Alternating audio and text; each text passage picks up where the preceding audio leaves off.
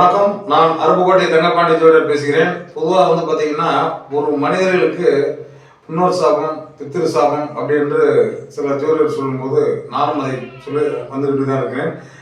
இதற்கு எளிய பரிகாரமாக கோயில்களுக்கு சில மனிதர்கள் அங்கே பணம் வேணும், போக முடியல அப்படின்னு சொல்லிட்டு இருக்காங்க.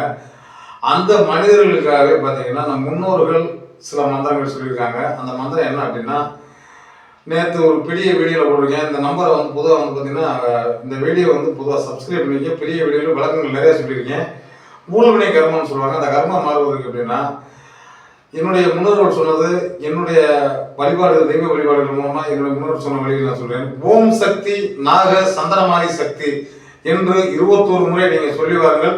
எந்த காரியத்தை நினைத்த காரியம் நினைத்தபடி நடக்கும். இதை ஒரு 3 ஆண்டுகளுக்குள் பாருங்க, வீட்டில் குடும்ப வாழ்ச்சி நல்லா இருக்கும். நாளும் நல்லா நடக்கும். நல்ல கதைக்கு நன்றி, வணக்கம்.